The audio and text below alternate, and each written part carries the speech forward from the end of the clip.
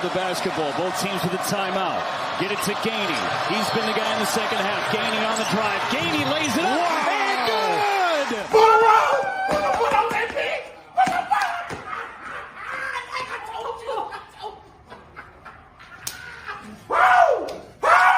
Yeah, rub your hair. Rub your hair. Rub your hair. Oh, yeah.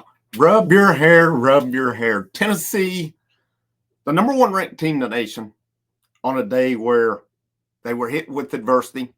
They were hit in the mouth a little bit. They still responded. Jordan Gainey responds with the game winner, 66-64. Tennessee, in their toughest contest to date, takes care of business. They do what great teams do. You find a way to win these games. We talked about it last night on the post-game show.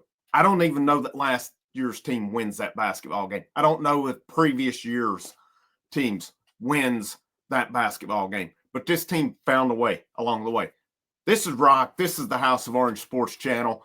Hit that like, that share, that subscribe. Thank you guys so much for your support. We had an awesome post-game show last night, but Tennessee moves on.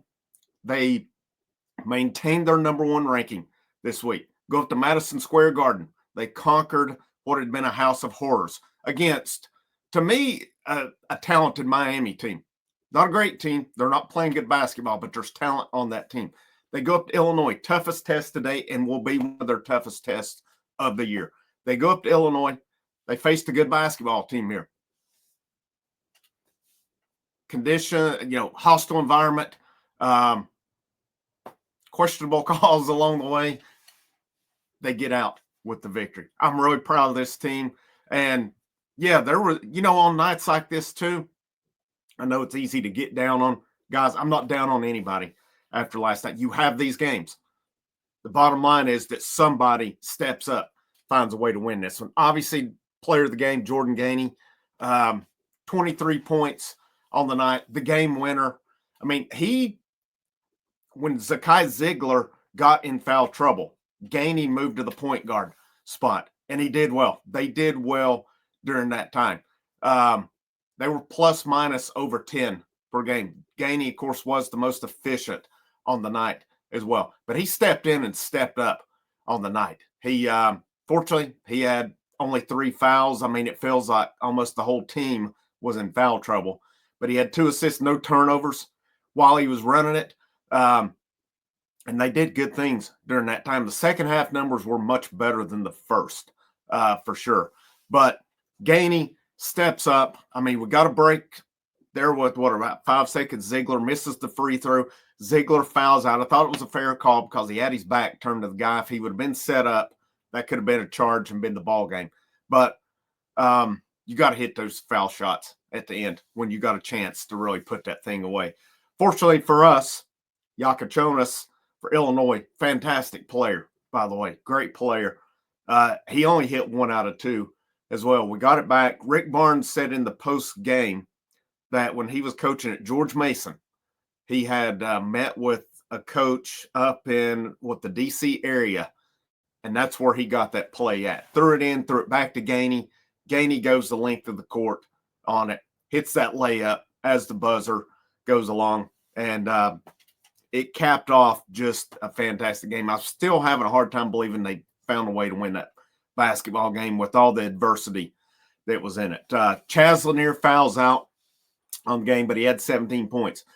2 things are true in this one for me. We're probably in a bigger deficit if Chaz Lanier doesn't have the first half that he has. And then Jordan Gainey, second half, he bailed this team out. He put this team on his back and really took off. One sequence to me that stood out, and I was texting with buddies of mine, our group text, and I said, this might be the biggest sequence of the game. And to me, it was a 5-point swing. I think the score is 52-46, around 8 minutes to go on that. If I'm off a little bit, I apologize. But they threw it into Ivicic for Illinois. Looks like easy 2. Darling Stone Dubar gets the block. It was a fantastic block on it. They go the other way, and Dubar hits that 3-pointer as well. They stopped Illinois, come back down. I'm pretty sure it was around that time Jordan Gainey hits a 3 to tie the ball game. That was a 5-point swing in that what looked like an easy bucket. That would have put Illinois up by 8 points at that point in time. But instead, Dubar gets the block. We go back down. It gets back to him. He hits the 3 on there as well. And we talked about it post-game again last night. I'll link the post-game here at the end. We had a great show. But Dubar coming from Hofstra was a 40% three-point shooter. So he can shoot. He was the 5th most efficient offensive player in all college basketball last year at Hofstra. So this guy has some game. He's going to be big down the stretch if he can stay healthy, if he can stay on the court, which we need all the health we can get on this one. But just different guys doing different things. Like we won, Tennessee wins the rebounding battle 42-37. That does not happen if not for the game Igor Milicic had on the boards. And I know his shooting last night. It was not a good shooting night for him. 2 out of 13, 0 of 8 from three-point range. But he had 14 boards. He had a massive steal and a dunk late in the game. Sometimes your contributions aren't all from the point column. They don't win that game without the game that Igor Milicic hits. Yeah, if he would hit more shots, it would have been more comfortable. I get it. But still, yet the way he controlled the boards, his big steal late in the game, those were huge. They do not win the basketball game without those. Meshack battled last night. He had 4 steals. He had a block. He was in foul trouble with 4 fouls as well. But he had a tough task last night, and I thought he did a pretty good job.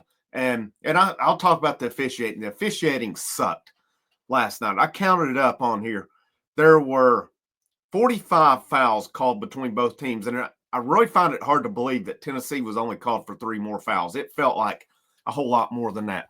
And both teams combined, this is ridiculous. This is freaking ridiculous right here. Both teams combined to shoot 64 free throws. In a physical game, let the guys play basketball. If you got 2 finesse, prissy teams out here playing, so be it. Call it. But in games like this, it reminded me of when Tennessee played Purdue last year, blowing a foul every time Zach Edey got touched in the game, especially when a big guy like that initiates the contact. You can't blow a freaking whistle every single time. But it happens every time we play these Big Ten teams. And I know these Big Ten teams like to play physical, and that's part of it. I have no problem with that. I have a problem with these whistleblowers blowing their whistles every time that somebody gets breathed on. Chaz Lanier got a couple raw deals on fouls. The one, he got the offensive rebound, and he put it back, and him and the guy were kind of trying to get position. That was it. Chaz got the position on him. That's not a foul on it. The one he fouled out on, when a big guy goes right into it and you're standing there with your arms up, you got to tell me how that's a foul. Meshack got a raw deal on it. It was, for Illinois, it was their Boswell. Kylan Boswell went in. They reviewed it, and there was an elbow to the face on it. Yet Meshack is called for the foul, and he leans into him as well. These refs, man, it's inexcusable. And I'm not saying Illinois didn't get a raw deal on some fouls either. I'm looking at it from a Tennessee perspective, because I guarantee Illinois could say the same thing, that they got a raw deal on some fouls. But it affected Tennessee, to me, a whole lot more than it did Illinois. I mean, I look over here at Illinois on their fouls. I mean, Yakachonis had 4. That was it. Tennessee, on the other hand, Meshack had 4. Chaz fouled out. Ziegler fouled out. Akpara, which I'm going to talk about him in a minute, had 3. Gainey had 3. Milicic had 3. Come on, man. Come on. That's just ridiculous. But, am I sitting here whining and complaining? I'm complaining. But you know what?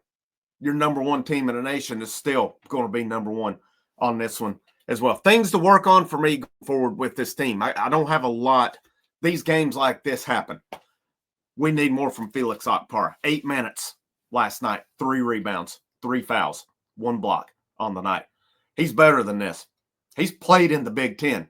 So, I mean, he knows how to play against a Big Ten team. He's had a rough week. but I wouldn't give up on him yet. The guy, he's not brought in to be a scorer. I keep referencing our post game. We talked about a lot of this stuff last night. Parra's game, 3, 4, 5, somewhere in that points per game. That'd be fine.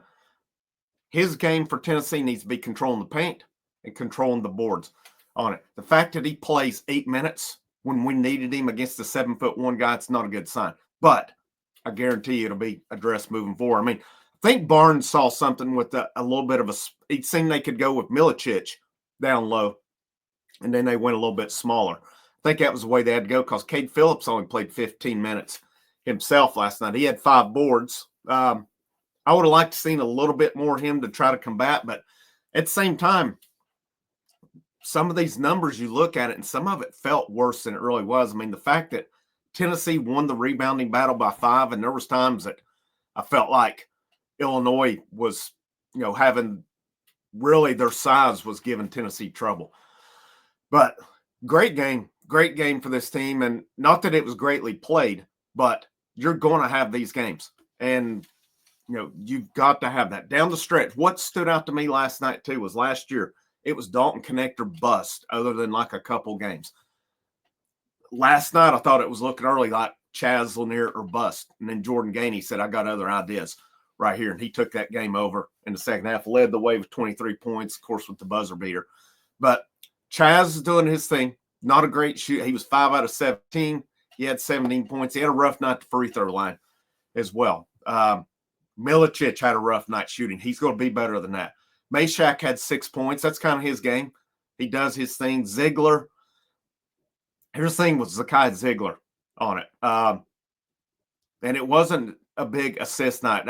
I laughed about this on the post game. Both teams combined for 12 assists last night. It shows you kind of how bad the shooting was all around. But Ziegler still, when he's in, he runs the show.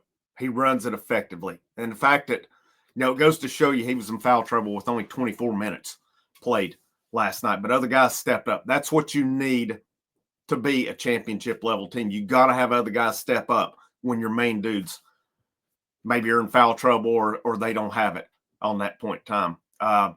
Parra, again, we need more out of him. And that's really magnifying the J.P. Estrella injury, because that would be a case possibly where you go to more J.P. Estrella and he's not available. That loss is looking more and more big to this team down the stretch. That's why we need Parra to step up. We need Cade Phillips to continue progressing. Dubar being back healthy was big. We need him to stay healthy. Milicic doing what he did on the boards last night was huge in this game. Gainey showing he's had that signs of it this year. Just, we talk about the Cade Phillips progress.